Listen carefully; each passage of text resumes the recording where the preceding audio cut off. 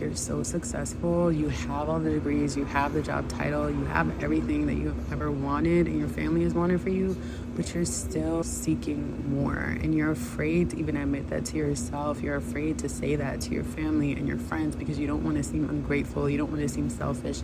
You don't want to seem crazy, like you have three heads. But the truth is your feelings are valid. Your feelings are not coming from an unknown source. They're deriving from the very fact that your identity is so tied to who you become in the life that you've created for other people and not yourself. Welcome to the Selfish Snob Podcast, the podcast for high-achieving Latinas who are ready to stop drifting by an autopilot and to start creating a life that actually excites them. I'm your host, Dr. Onaysia Martinez, and I teach women just like you how to step into their purpose boldly, unapologetically, and beyond the expectations of others. You're here today because you've been feeling called to do something more with your life, and you're not exactly sure what that is. Are you ready to figure it out together? Let's get into it. Hey girl, hey, welcome to the Selfish Snob Podcast. How you doing, girl? I know that this week has probably been really tough, and I know that it literally just started, but that's what happens when we tend to put so much on our plates, when we are overachievers, when we are the girl that has it all together. And today I want to talk to you about what it means to let go of that title, what it means to see yourself past the overachiever and past the idea of needing to have it all together. Because when you don't have it all together and things start feeling a little confusing, then you really got to take a second to uncover who it is that you are beneath the surface. And that's what today's episode is going to be all about. So without further ado, let's get into it, queen. I was in my childhood home this past week, actually, and it really brought me back to a different time, sis. Like, it brought me back to high school and middle school and times where I really was not a doctor. I wasn't this highly established woman that I am today. I was just me. I was just Onaysia.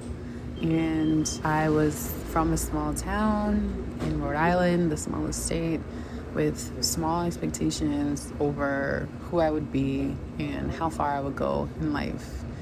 And then I really started to think, like, when did my identity become so deeply tied to my degrees, to my titles, and to what I've done? And then I started to look back at, okay, when did my value become so unified with how I performed?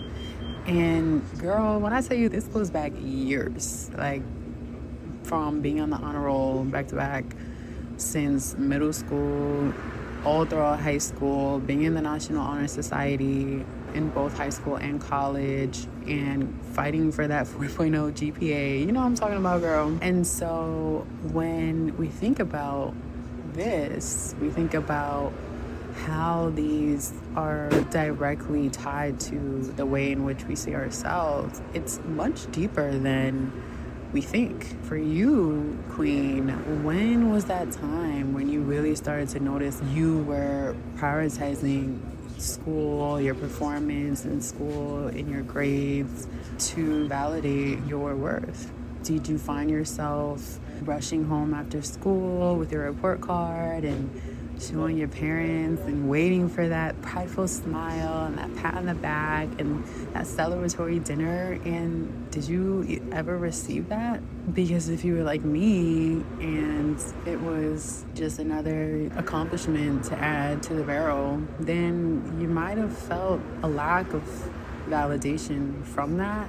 And this has propelled you to fuel every single training, certification, degree, job promotion. When we are not given this validation as a child, it forces us to have this sense of emptiness to us. We know that we are worthy, we know that we are valuable at baseline, but if we dig much deeper, then all of our actions align with the fact that external validation is more worthy and more valuable to us than the way in which we feel about ourselves. The first thing that you need to do is start thinking about what you associate your value with and your worth with, and then uncover who you truly are outside of those accomplishments. You're so successful, you have all the degrees, you have the job title, you have everything that you have ever wanted and your family has wanted for you, but you're still seeking more, and you're afraid to even admit that to yourself. You're afraid to say that to your family and your friends because you don't want to seem ungrateful, you don't want to seem selfish, you don't want to seem crazy like you have three heads. But the truth is your feelings are valid. Your feelings are not coming from an unknown source. They're deriving from the very fact that your identity is so tied to who you become in the life that you've created for other people and not yourself. It's about honoring that girl. It's about bringing her out from the depths of your soul, because she's suffocating from all the expectations that your family has put onto you, from all of the cookie cutter boxes that society has placed you in, from all of the standards that have been set forth before you, and from the pressure for you to bring your family to this legacy and to this light and be the one that lifts them out of the trenches and out of the struggle and be the one that finally makes it out. You don't have to keep performing. You don't have to keep pretending. You don't have to keep striving for the success that you already have. All you have to do is look deep within yourself. The answers lie within you. Until next time, Queen. If today's episode hit just a little bit extra today, don't just sit on that inspirational kick. It's time to take action now. The life you want is on the other side of the bold moves you haven't made yet. And that includes what you do after listening to this podcast. First, you're going to make sure to subscribe so you never miss an episode and stay on track towards building your dream life. Second, you're going to share this with a fellow Latina who's been going through the same situation lately and could really benefit from the chat we had today. Third, you're going to stop waiting on the right time to step into your calling and get your life back. Scroll down to the show notes and hurry onto the waitlist for the Path to Purpose coaching program, so when the doors open, you're the first to know. Until next time, Queen. And remember, you only have one life, so it's time to start living it a little more selfishly.